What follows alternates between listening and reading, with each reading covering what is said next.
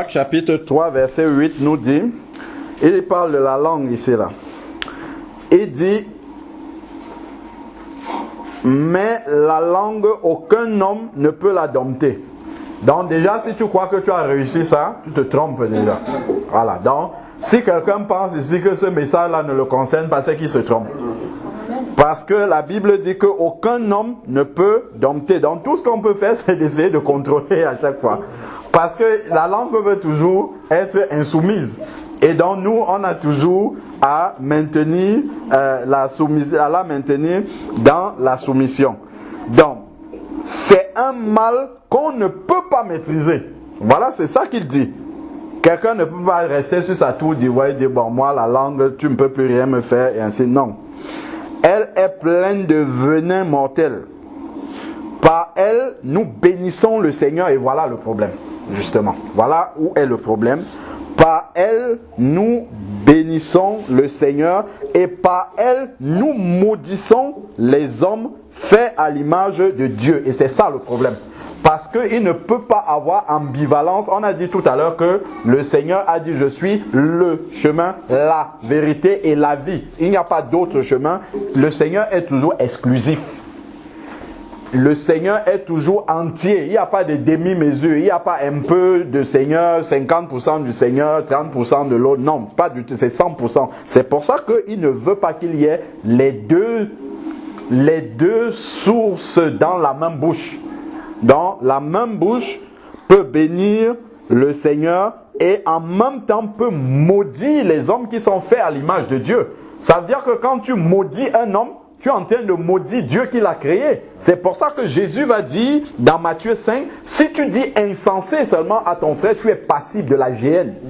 Regardez le nombre de personnes qui insultent là dedans. On a parlé de ça. Tu dis seulement insensé à ton frère. Jésus dit que tu mérites d'aller dans l'enfer, la géhenne, le feu éternel. Pourquoi? Parce que celui que tu insultes là, il est fait à l'image de Dieu. Donc tu es en train d'insulter Dieu en fait. C'est pour ça qu'on ne doit pas être léger dans ce qui sort de notre bouche. Alors, si on continue, il nous est dit au verset 10, Jacques 3, 10, de la même bouche sortent la bénédiction et la malédiction. Donc nous adorons le Seigneur, gloire à Dieu, tu es merveilleux, nous te chantons, nous te louons. Après tu vois ton frère, tu dis insensé. Non. La même bouche ne doit pas pouvoir faire les deux. Donc, si c'est que c'était quelque chose de réglé et d'automatique, Jacques ne peut pas nous avertir, nous interpeller là-dessus. S'il nous interpelle, c'est parce que nous avons un contrôle à faire et que ce n'est pas un combat gagné d'avance. C'est d'ailleurs même un combat perpétuel jusqu'à la fin. Alors, dans la bénédiction et la malédiction, il ne faut pas, frère, qu'il en soit ainsi. Donc, ça ne doit pas marcher de cette façon-là. La source fait-elle jaillir par le même orifice l'eau douce et l'eau amère? Non. Un figuier, mes frères, peut-il produire des olives ou des vignes, des figues? Non. Pourquoi? Ce qui sort de ta bouche, quand c'est sorti, tu vas dire, ah, c'est pas ce que j'avais dans le cœur. Ça, c'est pas vrai. Ce qui est sorti de ta bouche reflète ce qui est dans le cœur. Et Jésus l'a dit, c'est de l'abondance du cœur que la bouche parle. Donc, tu ne peux pas te rattraper en disant, oh, bon, en fait, ce que je dis là, en réalité, c'est pas ce qui est dans mon cœur. Non, pas du tout. Ça, c'est un mensonge même en plus. C'est un mensonge encore. Tu dois seulement te repentir de ce qu'il y a dans ton cœur une fois que c'est sorti. Donc, c'est pour ça que le Seigneur, donc, nous appelle à prendre le temps d'abord de bien concevoir ce qui va sortir de notre bouche. C'est pour ça que nous devons être lents à parler, prompts à écouter. Et parce que c'est comme ça que nous allons gagner en sagesse. Et d'ailleurs, si on lit au verset 2, on le lit souvent, du même chapitre là, il dit si quelqu'un ne bronche pas en parole, c'est un homme parfait. La perfection même de Dieu, le summum même de la perfection, c'est de pouvoir rester tranquille, écouter sans parler. Parce qu'en écoutant comme ça, la sagesse de Dieu est en train de vraiment nous inonder pendant que nous écoutons. Et lorsque tu ouvres la bouche pour parler, là tu parles avec la sagesse de Dieu. Parce que tu as pris d'abord le temps d'écouter. Tu ne vas pas laisser sortir de ta bouche n'importe quoi. Il dit une source salée ne peut pas non plus donner de l'eau douce. Donc ça revient à ce qu'on était en train de dire, que en fait, une fois qu'une parole est sortie de la bouche, on ne peut pas dire que dans le cœur c'est autre chose qui est. La parole qui sort de notre bouche est directement en communion avec ce que nous avons dans le cœur. Elle révèle cela. Bon, si nous prenons Ésaïe 6, regardons un peu Ésaïe 6, il y a ça là-dedans, justement. Ésaïe 6 de 1 au verset 9. Ésaïe 6, verset 1. L'année de la mort du roi Osias, je vis le Seigneur assis sur un trône très élevé et les pans de sa robe remplissaient le temple.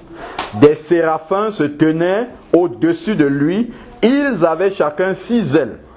2 dont ils se couvraient le visage, 2 dont ils se couvraient les pieds et 2 dont ils se servaient pour voler. Ils criaient l'un à l'autre et disaient, Saint, Ésaïe 6 à partir du verset 1, nous sommes au verset 3. Alors, ils criaient l'un à l'autre et disaient, Saint, Saint, Saint est l'Éternel des armées, toute la terre est pleine de sa gloire.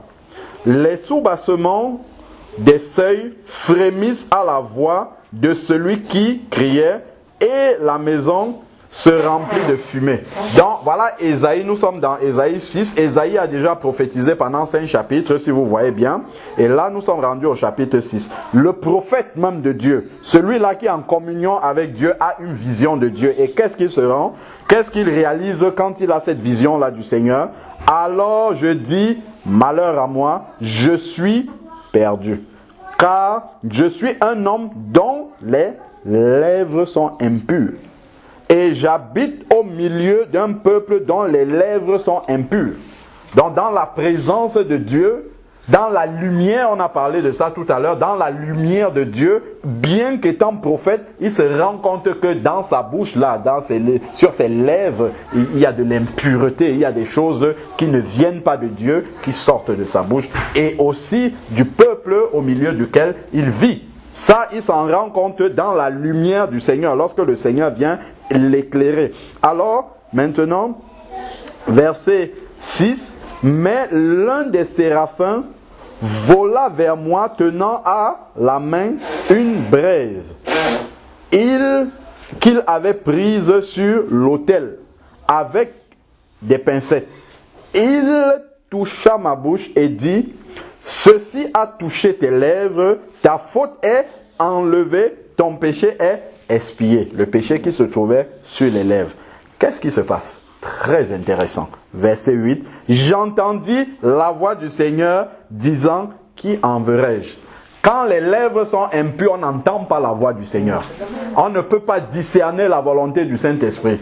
La bouche qui profère des paroles qui ne glorifient pas Dieu est en même temps en train de fermer l'oreille qui peut écouter la voix du Saint-Esprit. Ce n'est qu'une fois que ses lèvres ont été sanctifiées, je crois, c'est dans Hébreux 13, au verset 15, où on dit, nous offrons un sacrifice de louange à Dieu, le fruit des lèvres qui confessent son nom, c'est-à-dire les lèvres purifiées, en fait. C'est ça qui peut être admis par le Seigneur. C'est pour ça qu'on doit faire très très attention à ce qui sort de notre bouche, parce que c'est elle qui glorifie aussi le Seigneur dans la louange et l'adoration. Et qui marchera pour nous? Je répondis, me voici, envoie-moi. Donc voilà, il peut maintenant que ses lèvres sont purifiées, il peut maintenant entendre la voix de Dieu et il peut alors répondre même à l'appel de Dieu. Verset 9, il dit, va, tu diras à ce peuple, écoutez toujours, mais vous ne comprenez pas, regardez toujours, mais n'en apprenez rien. Rends insensible le cœur de ce peuple. Et ainsi de suite. Voilà. Donc, on voit que, justement, la sanctification de la bouche, la sanctification des lèvres est vraiment capitale pour pouvoir discerner la voix du Saint-Esprit.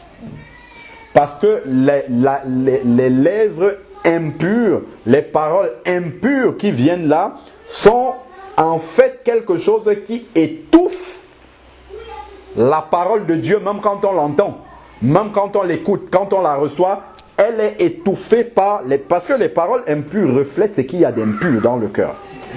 Comme ces choses-là sont là, la parole, en fait, quand ça sort comme ça doit même nous permettre de savoir qu'il y a des choses impures là-dedans et demander pardon, nous repentir pour ces choses mauvaises qui sont encore à l'intérieur de nous, parce que ça vient étouffer justement la parole de Dieu que nous pouvons recevoir, et ce qui fait que nous restons insensibles à cette parole, nous ne la comprenons pas, nous n'entendons pas la voix de Dieu, parce que tout cela, c'est pas que le Seigneur ne parle plus, il nous parle, mais ça c'est étouffé par les choses qui sont dans notre cœur et que la bouche ressort après. Voilà.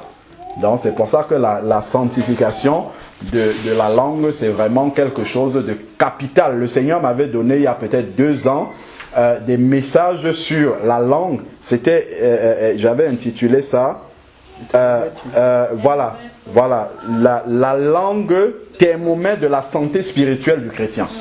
Ce sont des petits messages de 20-30 minutes, mais si vous, et c'est sur Jacques 3 justement, parce que plus vous écoutez quelqu'un parler, vous savez si la personne est en contact avec le Seigneur ou pas. C'est ça le vrai test. En écoutant quelqu'un parler, vous pouvez savoir si la personne a une relation étroite avec le Seigneur ou si sa relation avec... Et puis nous-mêmes, c'est aussi un instrument de mesure pour savoir si nous sommes en connexion à un certain moment avec le Seigneur.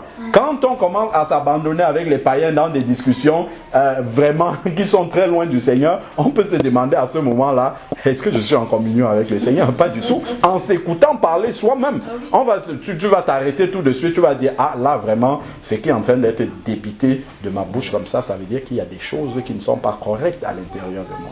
Et là, tu vas te taire, tu vas te poser et tu vas commencer à t'examiner devant la parole de Dieu. Et le Seigneur va tout de suite te mettre le doigt sur ce qui ne va pas dans le cœur. Et puis tu vas laisser sortir. Et là, maintenant, tu seras en communion avec le Seigneur et tu pourras écouter la voix de Dieu. Donc c'est vraiment un message qui est fondamental pour l'Église. Hein. Ce n'est pas un message pour une personne. C'est vraiment fondamental pour nous tous. Et tant que nous serons encore ici sur la terre, ça c'est un instrument que le diable utilise parce que ça fait partie de la chair.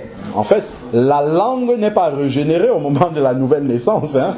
Elle n'est pas régénérée. C'est une antenne du diable qui habite à l'intérieur de nous. Donc maintenant, c'est à nous de ne pas la laisser capter les ondes du diable, mais capter les ondes de Dieu et confesser ce que Dieu veut que nous mettons sur cette langue-là. Et ça, la décision nous appartient. Est-ce que nous laissons justement que... D'ailleurs, le même passage là dit que la langue peut être alimentée par la géhenne. C'est écrit là dans Jacques 3. Et Jacques ne parle pas des païens, il parle à des chrétiens. Parce que quand on regarde même dans Matthieu chapitre 16, quand Pierre va dire au Seigneur, quand le Seigneur demande « Qui dites-vous que je suis ?» Pierre va dire « Tu es le Fils du Dieu vivant » et puis le Seigneur va dire « Non, en fait, c'est pas la chair et le sang qui te l'ont révélé, mais mon Père qui est dans le ciel. » Ça veut dire que ce qui est sorti de sa langue à ce moment était alimenté par quelques versets plus bas. Maintenant, quand le Seigneur dit « Je vais aller à Jérusalem mourir à la croix », le même là, il dit ne plaise à Dieu. Ça c'est quand même grave ça. Il dit, il le prend à part d'abord. Ça c'est extraordinaire. Il prend le Seigneur à part, il dit, je crois, ça j'extrapole un peu. Hein. Il dit, je crois que tu t'es trompé dans ce que tu t'es dit là. Ce que tu viens de dire là, ne plaise à Dieu, ça ne t'arrivera pas. Je crois peut-être que tu avais perdu la tête, mais ça ne t'arrivera pas. Et là, le Seigneur n'a pas commencé à prendre par les sentiments, c'est quand même mon disciple. Tout à l'heure, il a dit une parole qui venait de Dieu. Le Seigneur a jugé l'esprit qui était derrière directement. Il lui dit, arrière de moi, Satan. Pourquoi? La même langue qui vient d'être inspirée par Dieu, et Jésus l'a dit, la même est inspirée quelques minutes après par Satan. Et si ça arrive à un disciple de Jésus, pendant la présence physique de Jésus à côté de lui, à plus forte raison, nous pouvons parler de Dieu là maintenant, 2 minutes après, nous sommes en train de glorifier Satan dans une conversation qui n'est pas du tout spirituelle. Donc c'est pour ça que l'apôtre Jacques nous appelle à veiller, puisqu'on ne peut pas dompter la langue, on ne peut pas la maintenir de façon définitive sous contrôle. En fait, il faut simplement veiller dessus, veiller à chaque fois. Donc c'est vraiment un message capital pour l'Église. Amen. Oui, Jacques.